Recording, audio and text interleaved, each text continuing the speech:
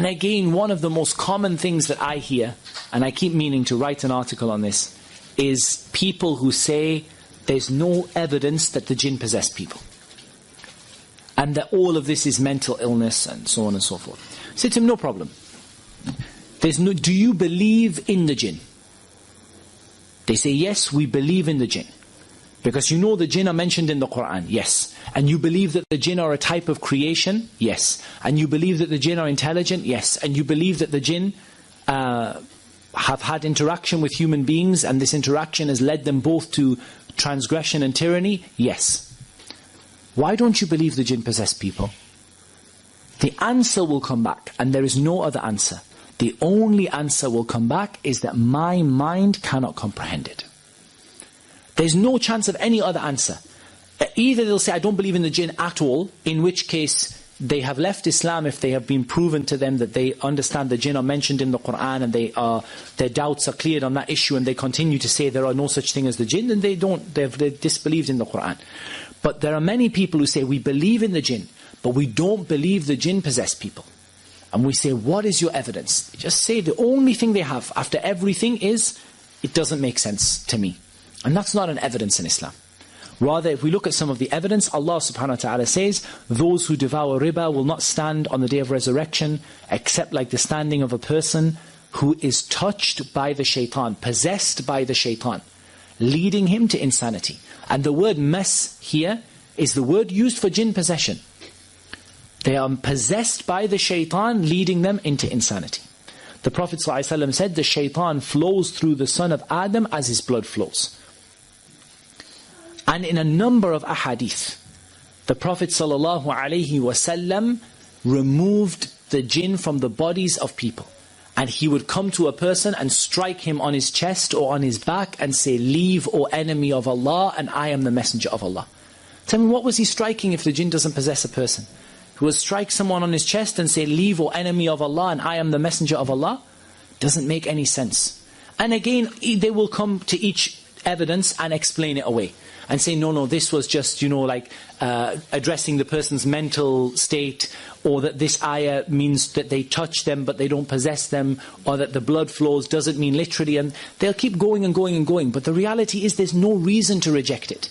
When your eyes see it, and you witness it day in, day out, and the Qur'an tells you about it, and the Sunnah tells you about it, there's no reason to reject it, except for a person saying, it doesn't go with my mind. There are so many things. How does Allah subhanahu wa ta'ala rising above the throne go with your mind? How does Allah subhanahu wa ta'ala coming on the day of judgment with the angels in ranks go with your mind? You can't comprehend these things. These things you believe in what you are told, as it comes in the Qur'an, without changing the meaning, or interpreting it, or twisting it, denying it. You take it as it comes. And there are many things about this universe that we don't understand. But as for the jinn possessing people, this is something that is testified by the Qur'an, by the Sunnah, and by consensus of the Muslims. I.e., until probably modern psychiatry, Freud or whoever it was, there was no Muslim scholar who rejected this. Except for the extreme philosophers and the Mu'tazila and some other extreme groups, there were no mainstream Muslim scholars who rejected it. Along comes Freud with all of his shaitani theories, and all of his evil, and all of his filth, and his munkar, and his fahisha, and the evil that he said, and suddenly nobody believes in jinn possession anymore.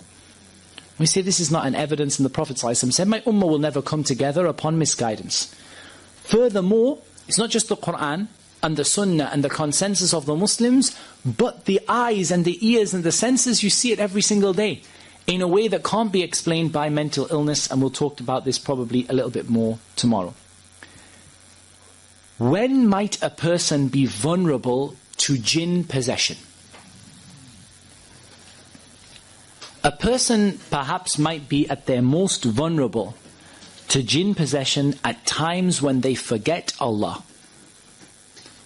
And there are a number of evidences for this. The first is the statement of Allah subhanahu wa ta'ala, وَمَنْ يَعِشْ عَنْ ذِكْرِ الرَّحْمَنِ نُقَيِّضْ لَهُ شَيْطَانًا فَهُوَ لَهُ قَرِينٌ. Whoever turns away and lives without the remembrance of Allah, we assign for them a shaitan that will accompany them. So this tells us what? That when you're far away from the remembrance of Allah, you are vulnerable to being afflicted by the shaitan. There is another, perhaps even clearer evidence. And that is the statement of Allah subhanahu wa ta'ala, إِنَّ الَّذِينَ اتَّقَوْا إِذَا مَسَّهُمْ طَائِفٌ مِّنَ الشَّيْطَانِ تَذَكَّرُوا فَإِذَا هُمْ مُبْصِرُونَ. Those people who are obedient to Allah, when they are afflicted by something from the shaitan, a touch or a whisper, they remember Allah and then they can see clearly. So the remembrance of Allah pushes away the shaitan, and not remembering Allah draws the shaitan near to you. And this is true of any time when you forget Allah. But from experience, extreme emotion is a key here. This tends to be times when you completely forget Allah. When you completely forget Allah is when you have experienced extreme emotions. I'm not talking about you get angry, but I'm talking you get so angry that you lose your mind. You no longer know what it is that you're saying. This is a time when you have completely forgotten Allah, and it's a time when you are vulnerable to being attacked from the shaitan. And indeed the Prophet ﷺ warned against this kind of anger in the famous hadith, لا تغضب, do not become angry. Especially even when a person experiences extreme joy, extreme sadness, to the point where they no longer can control themselves and their bodies and what they're saying and what they're thinking, then this is a time when a person is particularly vulnerable.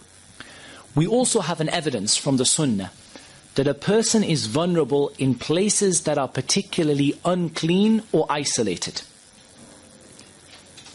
The evidence for this from the Sunnah is if we look at all of the dua that we say when we enter the bathroom, when we say upon beginning intimate relations between husband and wife, when visiting a new place, all of these dua that we say, these ad'iyah that we say, all of them relate to keeping the shaitan away from us. And so, by understanding, we can reverse that and say these are du'as that have been revealed because of a particular vulnerability that you have to the shaitan at that time. So one of them is the dua when entering the bathroom. And the bathroom is a place which is particularly unclean, generally, in comparison to the rest of the house. And indeed, the Prophet ﷺ would say, Allahumma inni a'udhu bika min al-khubuthi wal-khaba'ith. And in one explanation of al-khubuthi wal-khaba'ith is the male and the female jinn. O Allah, I seek refuge from you with the male and female, or from the male and female jinn. The second is, as I said, the dua for intimate relations. Allahumma jannibna ash-shaytan wa jannib ash-shaytana ma razaqtana. O Allah, keep the shaitan away from us and keep the shaitan away from the children that you give us. Again, this indicates to us, this is a time when, in terms of personal cleanliness, you are less clean than other times. In terms of your remembrance of Allah, you are further away from the remembrance of Allah than at other times. And therefore, the shaitan has a degree of influence, or a potential degree of influence over you, and you have a dua that pushes the shaitan away from you at this time. When you go to a new place, you say, أعوذ بكلمات الله التامات من شر ما خلق. I seek refuge with the perfect words of Allah from the evil that He has created, and no evil will touch you in that place. So you're in somewhere that's particularly isolated and deserted, or you end up in a new place, you drive into a new city, you climb out of your car, you say these words, nothing will afflict you. All of these give us an indication that the jinn, or that a person is vulnerable in places that are isolated and places that are unclean. Add to this the statement of the Prophet ﷺ that the shaitan, that the lone wolf, or that the wolf only eats from the lone sheep. This also gives you an indication that the shaitan, a person is vulnerable to the shaitan in cases where they are isolated. The wolf only eats from the lone sheep. Prophet ﷺ speaking about the shaitan. That the shaitan afflicts the person who is alone in a way that he doesn't afflict the person who is with somebody. And there's no doubt, if we add to this the fact that magicians are known for going out to isolated places to seek help from the jinn, then there's no doubt that this further emphasizes the concept that we have. reasons why possession occurs. Now I'm talking, why would the jinn possess somebody without being commanded or contracted to do so by a magician? I have written down 3, and there are lots, but I've written down 3 of the most common. The first is in order to further the aims of the shaitan. So for example, a person already has magic done to them. At this point, we've seen many cases where there are jinn that will join in and possess the person on top of the jinn that were sent by the magician. And they are simply there to help support and further the aims of the shaitan. So jinn possession that is there to further the aims of the shaitan. Secondly, if a person has harmed the jinn or their family, and again we see this many, many times, not so much in these days, but you did see it a lot, when people would spend more time in the areas that are known to be inhabited by the jinn, and they would go out, into the countryside and into the desert for long periods of time, and often they would live there, and sometimes they would do things that were un-Islamic that would lead them to harming the jinn. For example, they might go to the toilet and relieve themselves and not have the proper Islamic etiquette, and so they may end up sort of afflicting the jinn with something, and the jinn would return back in anger. Or likewise, they may harm some of their children or harm some of them by pouring boiling oil on them, pouring boiling water on them. If you're out, people used to do this when there wasn't a good drainage system, is people would pour things out, go out in the garden and pour boiling oil, out in the garden, or pour boiling water out of the window and things like this. People have been possessed by these things if they've afflicted the jinn. And I think there's an overwhelming body of evidence that the jinn can be harmed by some of the things that harm human beings, like boiling liquids and like other things. And again, how this happens, Allah subhanahu wa ta'ala knows best. And this can lead to a retaliation, an attack in retaliation, and this can often be a Muslim jinn that does it. And in the other words, that it doesn't have to be a non-Muslim. If you're talking about furthering the aims of the shaitan, you're expecting this to be a non-Muslim jinn that is furthering the aims of the shaitan. You're not expecting a jinn whose name is Abdullah, who is a Muslim, to be furthering the aims of the shaitan. I'm not saying it never happens, but you wouldn't expect it. However, with harming the jinn or their family, you would sometimes expect that it may be a Muslim jinn. And likewise, when it comes to the issue of love, and this applies to both genders, that the jinn who attach themselves to others, there is no sort of guarantee that they would be from the non-Muslims. They may just as well be from the Muslims who have turned away from the path of Allah, who've gone far away, who are not practicing their Islam properly, and who are afflicted in this regard.